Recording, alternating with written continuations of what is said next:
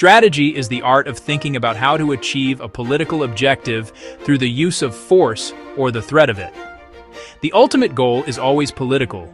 It might be a limited aim, seizing a small piece of territory as a bargaining chip, compelling an adversary to cease a particular action, the complete overthrow of an enemy regime and the remaking of its society. Good strategy is the intellectual bridge that links military action to political purpose. Without that link, operations become aimless violence, a costly, brutal exercise devoid of meaning. War is an extension of political intercourse, conducted by other means. Karl von Clausewitz articulated this core concept. It is the bedrock of strategy. Politics must guide the logic of war, not the reverse. When leaders lose sight of that, they risk pursuing battlefield victories that do not serve, or even undermine, political aims. A successful battle is not the same as a successful war. A successful war secures a better, more stable political reality. The political dimension dictates every aspect of conflict. It determines who the enemy is, what the stakes are, what victory would actually look like. Containing an expansionist power requires a different approach than liberating an occupied nation. The political context sets the limits of acceptable force, the resources a society will commit, and the conditions to conclude the conflict. Strategies ignoring political realities are built on sand, destined to crumble under real-world pressures and unforeseen consequences. The first question: what is the political object of this war? Answer with clarity before a single shot is fired. Is the goal to punish? To deter? To conquer? To transform? Each implies a different strategic path, a different allocation of resources, a different theory of victory. The military is an instrument of state policy, powerful but specialized. Its effectiveness depends on being used for its intended purpose. The strategist's job: point that tool in the right direction, serving the political will of the state. To understand war, one must appreciate its unstable, dynamic character. Clausewitz offered a timeless model: war as a paradoxical trinity. The first is primordial violence, hatred, enmity. This is the passion that fuels conflict. The second is the play of chance and probability. It makes war a realm of uncertainty. It is the domain of the military commander and their army. The third is subordination as an instrument of policy. It makes war subject to pure reason. It is the realm of the government. A successful strategist must contend with all three simultaneously. One cannot focus solely on rational political calculations, ignoring unpredictable passions, or ignoring sheer luck that can turn the tide. For example, a government might rationally decide on a limited war for a specific political goal. But if the conflict ignites deep-seated national hatreds, the war can escalate beyond government control. The passions of the people can demand total victory, pushing the conflict into a more violent, destructive phase. Likewise, the element of chance, Clausewitz's friction, is a constant companion. Friction is the accumulation of countless minor, unforeseen problems: bad weather, faulty intelligence, misunderstood orders, equipment failure. These combine to make even the simplest plan difficult to execute. A brilliant strategy on paper can fall apart. This is where the commander's skill and adaptability become paramount. They must navigate a fog of uncertainty, make decisions with incomplete information, while plans are constantly disrupted by enemy actions and the grinding realities of the battlefield. The interplay of the three tendencies, passion, chance, reason, makes every war unique. The balance between them is never fixed. In some conflicts, raw passion dominates, leading to wars of annihilation. In others, the political object is minor, and the conflict resembles a controlled game of chess, a limited affair of maneuver and diplomacy. The genius of a strategist is not in eliminating these forces, but in understanding them, anticipating their effects, and harmonizing them toward the overarching political objective. War is not a simple machine. It is living, breathing, often irrational social phenomenon. One of the most dangerous temptations in military and political thinking is the search for a magic formula, a step-by-step scientific method that guarantees victory. Many have tried to reduce the complexities of war to a set of simple rules or doctrines. Intricate geometric formations of 18th century theorists, modern concepts promising rapid dominance through technological superiority. The allure of a surefire recipe for success is powerful. However, this search is ultimately a fool's errand. Every war is a unique event, shaped by its own specific context, technologies, personalities, social conditions.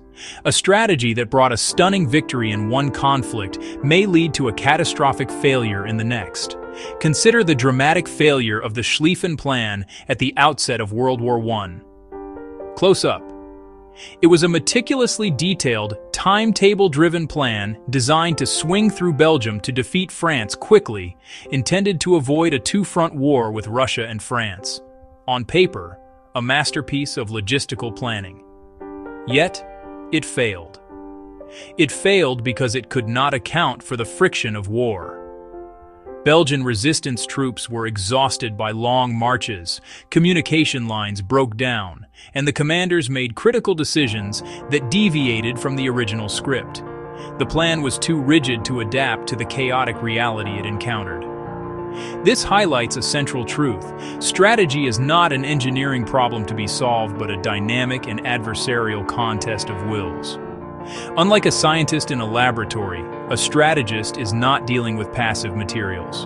A living opponent, a thinking opponent, an adapting opponent, who is actively trying to disrupt their plans and impose their own will upon the situation. This interactive and competitive nature means that any fixed formula will eventually be discovered, understood, and countered by a clever adversary. The strategist must therefore value flexibility, adaptation, creativity over rigid adherence to any pre-packaged doctrine or theory. Therefore, beware of any theory that promises a guaranteed path to victory. Strategic theories are not prescriptive rulebooks. They are diagnostic tools.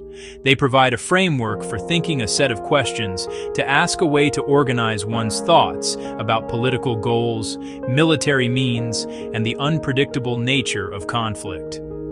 Their value lies in educating the judgment of the leader, not in providing them with a checklist to follow.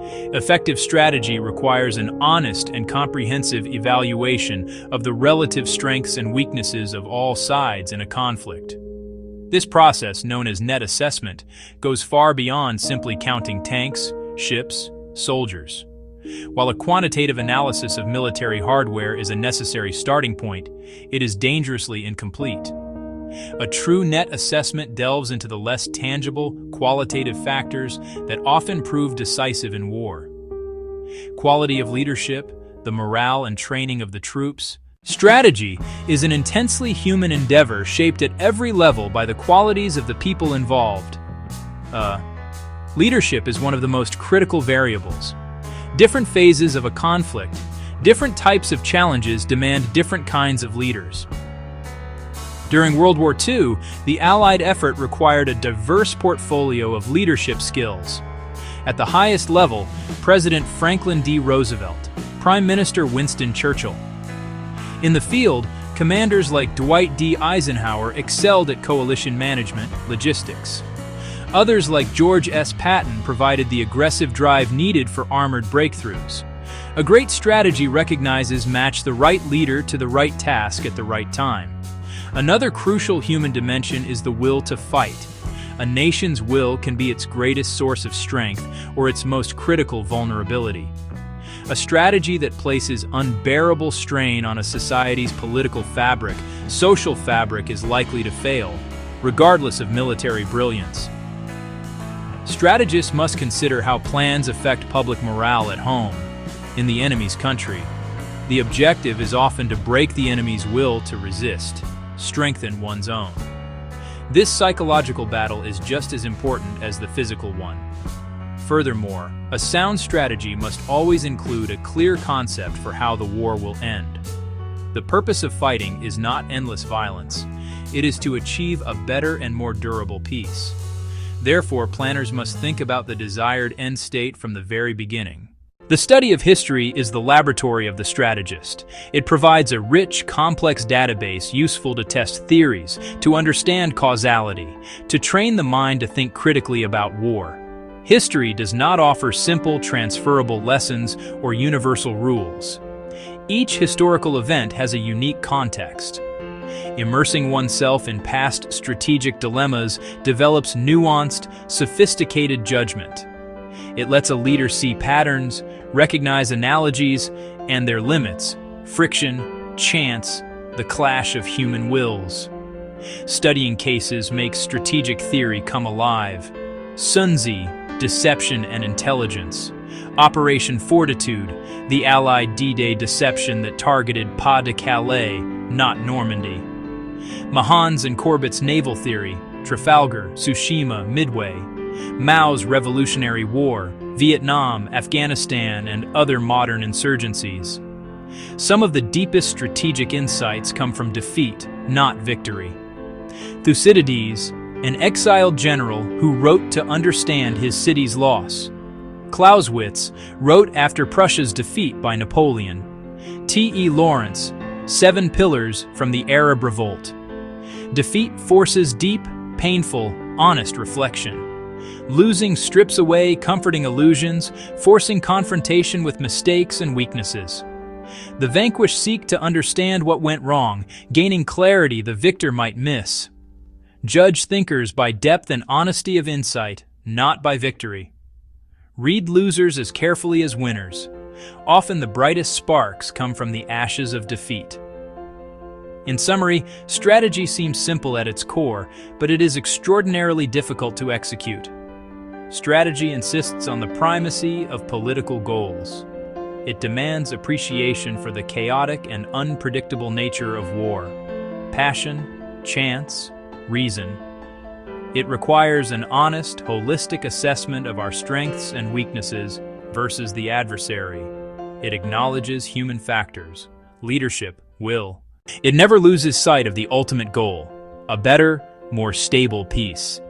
It learns from the vast library of history, paying special attention to the hard-won wisdom of the defeated. The modern leader in the political sphere must internalize these principles. The modern leader in the military sphere must internalize these principles. The temptation, technological silver bullets. The temptation, simple, clean solutions. That temptation is stronger than ever. Yet war remains a complex human and political contest. A drone strike must serve a political purpose. A cyber attack ripples through society and politics. Nuclear weapons, their strategic value is often in not using them. Good strategic theory doesn't give easy answers, but it equips leaders to ask the right questions. What is our political objective? Is it clearly defined? What is our theory of victory? How do our actions lead to that objective?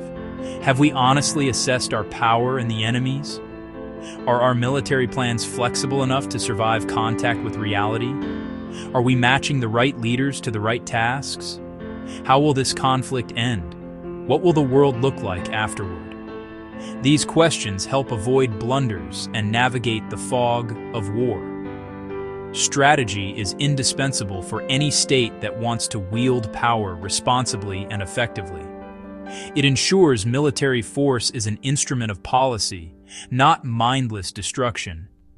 In an age of persistent conflict, complex threats, rapid technological change, the need for clear, disciplined, historically informed strategic thinking has never been greater.